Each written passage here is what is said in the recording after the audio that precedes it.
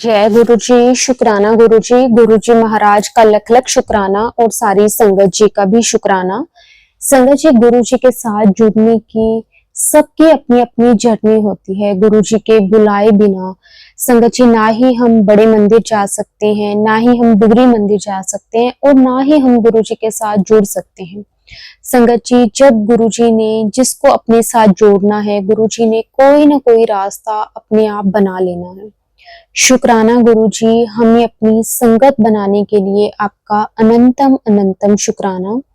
संगत जी, गुरु जी हमारे बहुत बहुत प्यारे हैं। वो किस तरह से हमारे कर्म, जो सख्त से सख्त कर्म होते हैं संगत जी, या तो वो बहुत छोटे में कटवा देते हैं या फिर वो बिल्कुल खत्म ही कर देते हैं। संगत जी, वो डिपेंड करता है कि हमारे जो कर्म है वो किस तरह के हैं। लेकिन गुरु जी के साथ जुड़ने के बाद संगत जी, अगर हमारी लाइफ में कभी कोई परेशानी आ भी जाती है तो संगत जी, गुरु जी हमें उससे लड़ने की, उसको सहने की हिम्मत दे देते हैं। शुक्राना मेरे मालिक, आपका अनंतम अनंतम शुक्राना। संगत जी, आज का सत्संग बहुत ही प्यारा सत्संग है। गुरु जी के बहुत ही प्यारे बेटे द्वारा सत्संग को शेयर किया गया है। संगत जी, सत्संग को पूरा अंत तक जरूर सुने। अगर संगत जी आप भी अपना सत्संग शेयर करना चाहते हैं तो डिस्क्रिप्शन में व्हाट्सएप नंबर और जीमेल आईडी दी हुई है, आप उस पर सत्संग को भेज सकते हैं। अब हम गुरु जी से आज्ञा लेकर सत्संग को शुरू करते हैं। जय गुरु जी, शुक्राना गुरु जी, अनंतम अनंतम शुक्राना गुरु जी। जय गुरु जी, शुक्राना गुरु जी।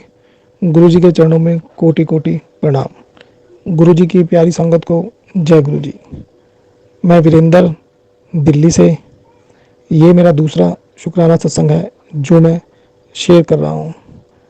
बात 2014-15 की है, इससे पहले की ही। और मान लीजिए, मेरे पिताजी और माताजी गुरु जी के बड़े मंदिर जाया करते थे और हमें बोला करते थे कि गुरु जी का बड़ा मंदिर है, आओ वहाँ जाया कीजिए, इससे अच्छा स्थान इस संसार में कोई नहीं है। लेकिन हम कहाँ, हम मूर्ख, सुनते नहीं थे या कह देते थे कि हाँ जाएंगे जाएंगे। मेरी बड़ी बहन, वो भी गुरु जी के मंदिर जाती थी, लेकिन वो मुझे ज़्यादा फोर्स करती थी, भाई तू गुरु जी के बड़े मंदिर जा। मैं कहता था हाँ मैं जाऊँगा। नहीं भाई, तू गुरु जी के बड़े मंदिर जा जा। एक बार 2015 के करीब की बात है, हमारी माताजी और पिताजी हमारे को गुरु जी के बड़े मंदिर लेके गए। हमारी माताजी, हमारे पिताजी, मेरे 2 बच्चे, मैं और मेरी वाइफ, हम सब गए। महरौली मेट्रो स्टेशन पे उतरे तो वहाँ पर बस लगी थी सेवा, गुरु जी के मंदिर तक के लिए बस सेवा लगी हुई थी।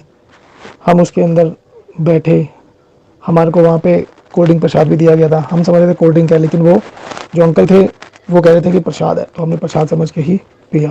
गुरु जी ने, संगत ने गुरु जी के मंदिर के बारे में, गुरु जी के बारे में सत्संग भी सुनाया, हमारे को बहुत अच्छा लगा। उस दिन कोई ना कोई फेस्टिवल था, कुछ था गुरु जी के बड़े मंदिर में। काफ़ी बड़े बड़े टेंट लगे हुए थे, जोड़ा घर काफ़ी दूर बने हुए थे, हमें कुछ भी नहीं पता था। जैसे जैसे सब कर रहे थे, हम अपने माता पिताजी के साथ ऐसे जाते जा रहे थे। जोड़े जहाँ उतारने के लिए बोले गए वहाँ पे जोड़े उतारे गए। वहाँ से हम चलते चलते, अब हमें तो पता नहीं, हमने सोचा कि जोड़ा घर यहाँ उतारे तो मंदिर में ही होगा। काफ़ी लंबी लंबी लाइनें लगी हुई थी। पहली बार गुरु जी के मंदिर गए थे तो चलते जा रहे थे चलते जा रहे थे। हमारा एक बेटा थोड़ा छोटा था, दूसरा बेटा उससे 2-3 साल बड़ा था। छोटे वाला बेटा थोड़ा सा शरारत करता जा रहा था, तो वहाँ पर एक आंटी थी, वो कह रहे अंकल शैतानी ना करो। मुझे सुन के बड़ा पता लगा, मैं कहा छोटा सा बच्चा अंकल बोल रहे हैं। मुझे बाद में पता लगा कि वहाँ पे हर जेंट्स को अंकल बोला जाता है और हर लेडीज़ को, चाहे वो छोटी हो चाहे बड़ी, उसे आंटी बोला जाता है। चलो जी, मैं कहा जैसे ही जो गुरु जी की मर्जी है तो ऐसे बोलते हैं तो ऐसे ठीक है। हम मंदिर गए, हमने दर्शन किए, हमने वहाँ पर लंगर प्रसाद चखा। हम वहाँ पर अपने माता पिता से अलग हो गए। वो कहाँ है, हम कहाँ हैं, हमें पता ही नहीं लगा। लेकिन फिर भी जहाँ पे गुरु जी का, जहाँ से बाहर से एंट्री करते हैं ना, जहाँ पर गुरु जी का बहुत बड़ा पंडाल लगता है गुरु जी के मंदिर अंदर जाने को, वहाँ पर हमारे को हमारे माता पिता मिल गए। अब जोड़ा घर कहाँ था, हमारे माता जी को, पिताजी को पता था। हमारे पिताजी जोड़े लेके आए बच्चों के। हमारे बड़े भाई लड़के का एक जोड़ा वहाँ से कहीं गिर गया या आया नहीं। उस दिन बारिश बहुत तेज हुई थी, भीग गए थे सबके सब। फिर वहाँ से हम मेट्रो में गए। मेट्रो में एसी चला, एसी चलने की वजह से, बच्चों के भीग जाने की वजह से ना, घर जाके देखा तो बच्चे बुखार वगैरह आ गया। जनरली नॉर्मली कहते हैं ना, तो हम तो वहाँ गए, बच्चे बीमार हो गए। मेरी आंटी बोल पड़ी हम नहीं जाएंगे। पता मुझे भी नहीं था गुरु जी के बड़े मंदिर के बारे में, तो हम भी यही सोचा यार बता बच्चे वहाँ पे जी भीग गए, बीमार हो गए। तो हमने कहा जब मैडम ने मना कर दिया नहीं जाएंगे, हमें क्या पता था। कि गुरु जी ने क्या सोच रखा है। वो 14-15 की बात थी। अब बात आती है 2018-19, तब तक हम नहीं गए, समय में गुजरता गया। 2018 के एंड में कुछ हम ऐसी मुसीबत में फंस गए या हमारे को किसी ने फंसा दिया कि हम बहुत ज़्यादा परेशान थे। इतने परेशान थे कि कुछ क्या बताऊँ, किसी को बताएं तो उल्टा मजाक उड़े। हमारे को किसी ने कैसी मुसीबत में फंसा दिया था, हमारे को कोई रास्ता नहीं दिखाई दे रहा था। मेरी बहन ने फिर मुझसे बोला कि भाई तू गुरु जी के मंदिर जा। एक दिन मैंने अपना मन बनाया, उस परेशानी के चलते, जिस परेशानी में मैं घिरा हुआ था, उसके चलते कनॉट प्लेस में कहीं मीटिंग थी कुछ लोगों के साथ। तो मैं उस मीटिंग में गया था, अकेला ही था। मैं उस मीटिंग में गया, लेकिन उस मीटिंग में जाने के बाद मैंने क्या सोचा, यहाँ आ गया मैं गुरु जी के मंदिर चलता हूँ, पता नहीं क्या हुआ। वहाँ से फिर मैं कनॉट प्लेस से गुरु जी के मंदिर का रास्ता पूछते पूछते जाते जाते ना एक रॉन्ग साइड मैंने कट मार दिया। मेरा वहाँ पे चलान भी हो गया। चलान हुआ सो हुआ, मैं कहा इसमें कोई अच्छाई होगी। फिर मैंने उसे पुलिस वाले से पूछा, मेरे को छतरपुर जाना है, उसका रास्ता बता दो। उसने फिर हमारे को थोड़ा बहुत मेरे को बताया। फिर मैं लोकेशन देखता देखता चला गया। गुरु जी का मंदिर उस समय 5 बजे खुलता था, मुझसे पहले ही पहुँच गए। तो जोड़ा करके पास वहाँ पे लाइन पहले लगाई जाती थी कि अगर जल्दी पहुँच जाते थे तो वहाँ पे रुकते थे। तो हम रुक गए, बैठ गए, जैसे संगत बैठ रही थी हम वैसे वैसे बैठ गए। कुछ देर बाद संगत को मंदिर की तरफ जाने के लिए कह दिया गया। हम धीरे धीरे जाते रहे। हम मंदिर जा रहा था मैं, तो गुरु जी के दरबार के सामने जो सीढ़ियाँ आती है ना, जैसे ही मैंने वो सीढ़ियाँ पार करी और गुरु जी के प्रांगण में पहुंचा, संगत जी मैं आपको क्या बताऊं कि बस मेरे ना आंखों से आंसू नहीं रुक रहे थे। इतने आंसू निकल रहे थे, इतने आंसू निकल रहे थे, बहुत ज़्यादा। मैं रोता ही जा रहा हूँ, रोता ही जा रहा हूँ। रोते रोते ही मैंने दर्शन किए, अपने आप को संभाला। उसके बाद लंगर प्रसाद किया। उसके बाद मैं घर आ गया गुरु जी को अपनी बात बोल के। वहाँ से आया मैं गुरु जी के दरबार से, गुरु जी से मैंने अरदास लगाई कि ऐसे ऐसे मैं परेशान हूँ। समय बीता, मैं दोबारा गया। उस दौरान ऐसा हुआ कि जब मैं एक बार गया ना, मुझे वहाँ पे इतना अच्छा लगा, बहुत मेरा मन हल्का हुआ। फिर मैं उधर हर हफ्ते जाने लगा। 2-3 बार मेरे घर पे मेरे बच्चों को ऐसा लगा, जब मैं दर्शन कर करके आया, मेरे बच्चों को मेरे अंदर से खुशबू, मेरे कपड़ों में से बड़ी खुशबू आती थी, जो कि मुझे नहीं आती थी। मेरी आंटी को, मेरे दोनों बच्चों को खुशबू आती थी कि पापा आपके कपड़ों में से ना बहुत अच्छी ना रोजेस की खुशबू आ रही है। ऐसा एक बार नहीं हुआ, ऐसा 2 से 3 बार हुआ, जबकि मेरे बच्चों को खुशबू आ रही है लेकिन मुझे नहीं आ रही है मेरे कपड़ों में से। और मेरे कपड़ों में से खुशबू ऐसी आती थी कि कई बार जब मैं अपने कपड़े उतार के टांग देता था ना, तो मेरी आंटी को अगले दिन भी उसमें से खुशबू आती थी, इतनी खुशबू आती थी। हम गुरु जी के मंदिर जाते रहे, जाते रहे, जाते रहे। धीरे धीरे वो समस्या कहने वाला अभी समाप्त नहीं हुई है, लेकिन वो इतनी जो हमें पहले बहुत पहाड़ लगती थी, वो अब एकदम ऐसी रह गई जैसे तिनका सी। पहले हम बहुत घबराते थे, गुरु जी ने सब्र करना सिखाया, तो अब वो समस्या कहने वाला तिनका पर रह गई, लेकिन समस्या है अभी, वो भी गुरु जी के ऊपर छोड़ दिया है। गुरु जी उसको भी सॉल्व कर देंगे। गुरु जी की हम पे इतनी असीम कृपा रही है कि मैं तुम्हें क्या बताऊं, बताने बैठूंगा तो कितना समय बीत जाएगा बता ही नहीं सकता। जब मेरा लड़का 8th क्लास में था, उसको बुखार आने लगा। हफ्ते में 2 से 3 बार बुखार आता था, मैं उसे डॉक्टर से दवा दिला लाता था, बुखार उतर जाता था। 8वीं क्लास 2 महीनों की छुट्टियां पड़ी, मेरे लड़के की तबीयत ज़्यादा ख़राब होने लगी, तो फिर मैं उसके अपने चाइल्ड स्पेशलिस्ट पे लेके गया, जिसके पास मैं जब से उसका जन्म हुआ था तब से लेके जाता था। लेके गया, उन्होंने उसका ट्रीटमेंट चालू करा, दवाई वगैरह दी। उन्होंने कहा जी इसकी कंडुला लगाना पड़ेगा, 1 हफ्ते इंजेक्शन लगेंगे। हमने वो भी करा, लेकिन इंजेक्शनों से भी उसको आराम नहीं आ रहा था। तब तक हम गुरु जी से जुड़ चुके थे, यानी गुरु जी के मंदिर हम जाते थे। जब हमारे डॉक्टर को भी कुछ समझ नहीं आया कि हाँ जी आराम क्यों नहीं आ रहा, टेस्ट कराता था वो टेस्ट अच्छे नहीं आते थे, क्या हो रहा है, तब उन्होंने फ़ोन किया अपने सीनियर डॉक्टर को, जिनकी शागिर्दी में उन्होंने अपनी MBBS की थी, चाइल्ड स्पेशलिस्ट बने थे। उन्होंने अपने आप ही, अब डॉक्टरों की आपस में बात हो रही है, हमारे को नहीं पता कुछ। फिर जो हमारे डॉक्टर हैं उन्होंने हमारे को एड्रेस, फ़ोन नंबर दिया और बताया ऐसे ऐसे तुम मॉडल टाउन जाओ लड़के को लेके। मैं उनके पास अपने बेटे को लेके गया, तो उन्होंने क्या देखा कि कहने का मतलब उन्हें एक बीमारी है उसका भय लगा कि इसको कावासाकी हो सकती है। तो हम सुन के बड़े घबरा गए कि इसे कावासाकी हो सकती है, उसका एक इंजेक्शन 50-50 हज़ार रुपया लगता है अगर वो हुआ तो। लेकिन उनको भी डाउट था अभी। उन्होंने क्या करा, फिर उस डॉक्टर ने खुद ही अपॉइंटमेंट ली सर गंगाराम हॉस्पिटल में, पीडियाट्रिशियन डिपार्टमेंट होता है ना बच्चों का, उसमें अपने आप ही रात ही को उन्होंने मैडम से, डॉक्टरनी से बात कर ली। उन्होंने कह दिया कि सुबह मेरे पास बच्चे को भेज दो।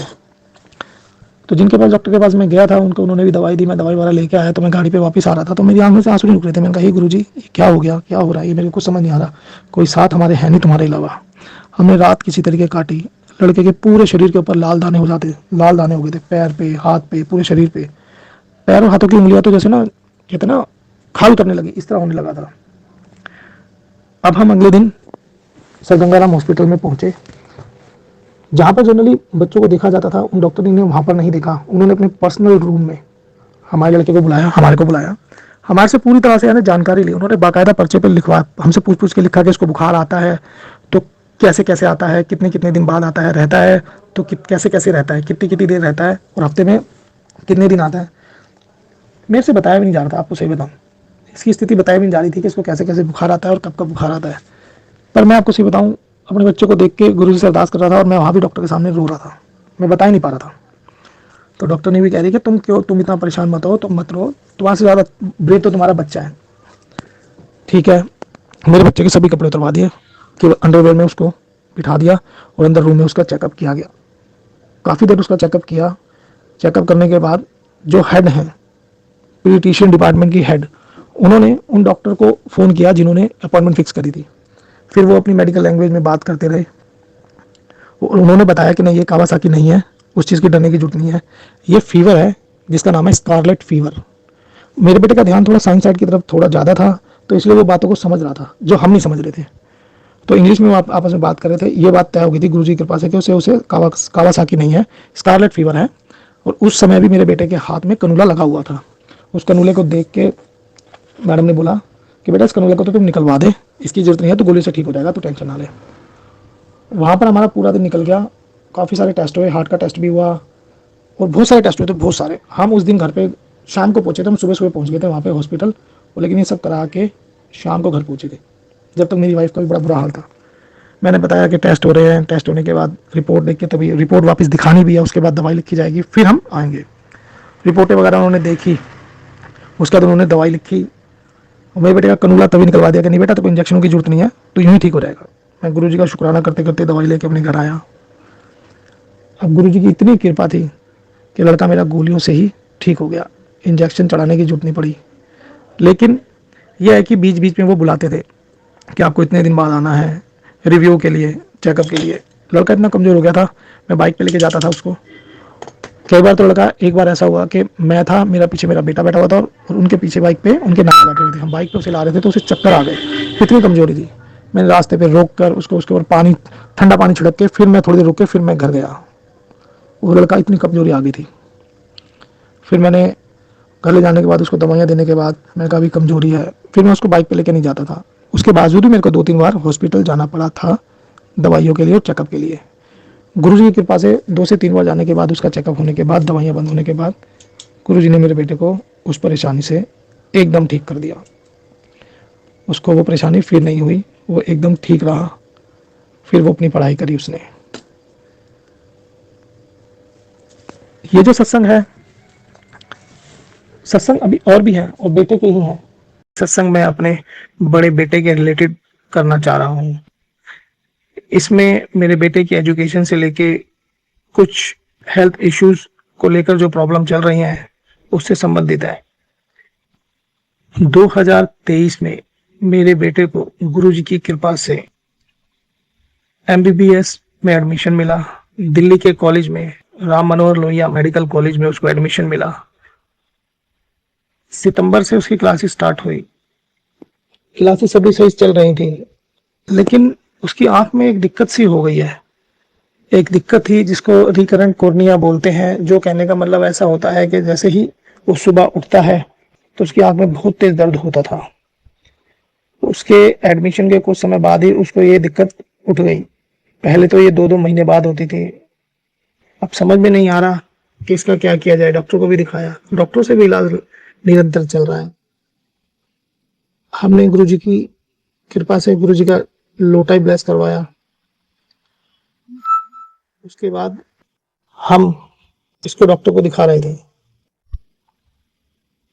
अब क्या होता है, 22 मार्च 2024 होली से कुछ दिन पूर्व मेरे बेटे की आंख में बहुत तेज, बहुत स्ट्रॉन्ग दर्द होता है। जब उसकी आंख में ही दर्द होता है तो उसकी आंख खुल भी नहीं पाती, आंख से पानी निकलता है, नाक से पानी निकलता है, और दर्द इतना स्ट्रांग होता है कि बस बहुत ही स्ट्रांग होता है।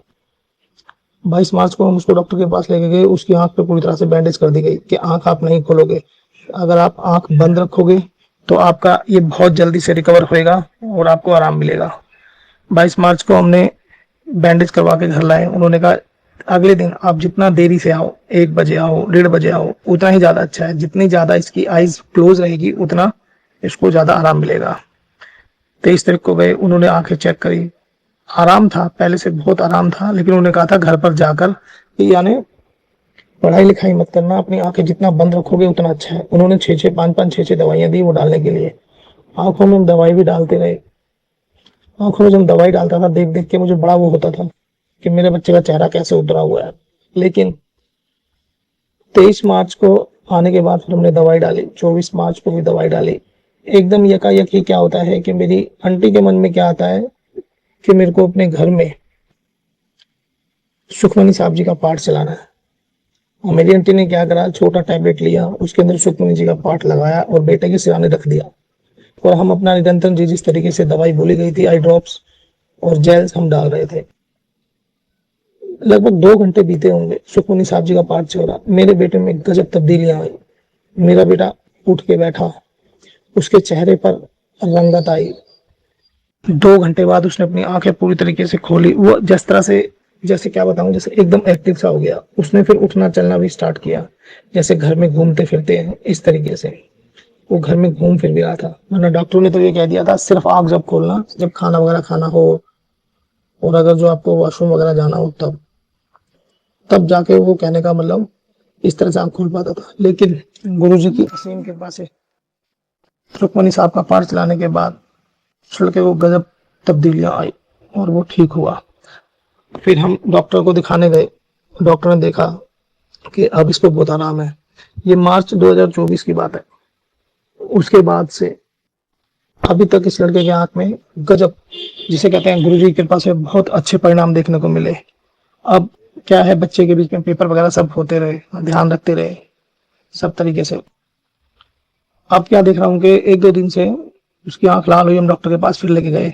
लाल हुई थी, चिपचिपा रही थी। अब गुरुजी की कृपा से उसकी आंख में दर्द नहीं था, पर हम डॉक्टर के पास लेके गए। डॉक्टर ने कहा थोड़े से स्पॉट्स हैं इसके, उसी तरीके के।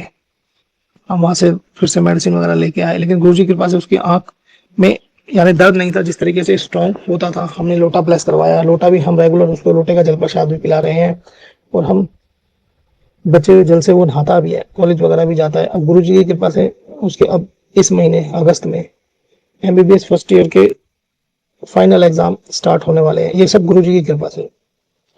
गुरुजी हमसे कहते हैं कि तू चिंता मत कर, मैं बैठा हूँ, तेरे बच्चों पे जो भी परेशानी थी मैंने सब सही कर दिया है।